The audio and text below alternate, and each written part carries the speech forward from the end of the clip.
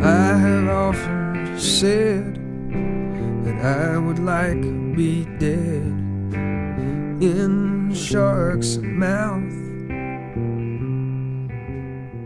Trapped inside, away from sunrises, fields, and trees, I have fallen most desperately in love with the films of Peter Hutton.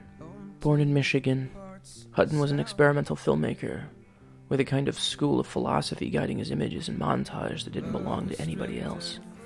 Hutton wasn't exactly a structuralist, and he wasn't purely avant-garde. His images were captured from fixed positions, and his ideas involved allowing both pieces and entire landscapes to pass in front of his camera. He repeatedly used windows as devices for presenting his images, which defined his view of the function of cinema as a window. But of course, if it were that simple, we wouldn't need his uncommon intelligence. My home is the sea, my home is the sea. Look not for me. My home is the sea. Disaster flies upon me, and I scream. And we can see. During his early work, there was a hint of story and a few burgeoning fascinations, but the only thing that really held was his sense of a demand for momentum, the movement of natural formations in front of him, and the motion of the sea. There was no more sure and steadfast chronicler of the sea. Like Melville or Conrad, Hutton was drawn to the sea in the way that it altered life. Priorities changed there. There are occupations and functions that are only true on or below deck. Hutton made movies about cityscapes and their organic inner workings, like ant colonies, but he never seemed happier than when staring at the land from the deck of a boat.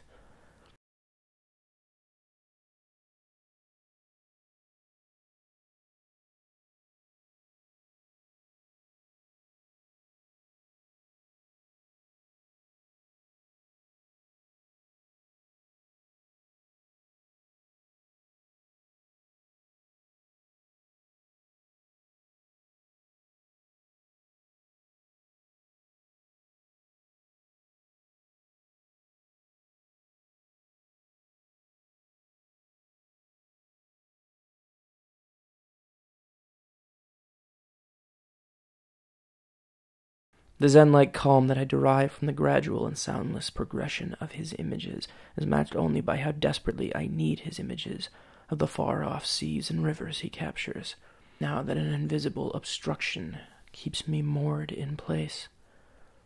No one captured the danger and the romance of the image of water, what it could represent rather than what it literally does, with such disarming potential energy. Water in Hutton's films is like a mirage of everything we miss living in cities, including a view of the land on which we sit. He also captured labor with more romance than nearly any other filmmaker, because you cannot get to sea without it. He provides an almost mythic perspective of the abundance we take for granted. The vastness of the sea becomes his subject, more important than any human beings, himself included. The eye of man and the eye of God become one, because no eye is more important. It is only what we can see for ourselves that matters. His oceans have a mysteriousness and a majesty, and they are where I have come to escape now that I can't leave my home. His ocean stood silent without music or the insistent sound of waves. Hutton abhorred repetition and convention. The natural world was full of wonder, and no one preserved that so purely, took our world for what it was, and yet still presented it with uncommon reverence. His films are prayers, not to gods, but to every waterway, bridge, and field we may one day set foot on. They're reminders to not take land nor sea for granted. We'll never know how long we are promised them.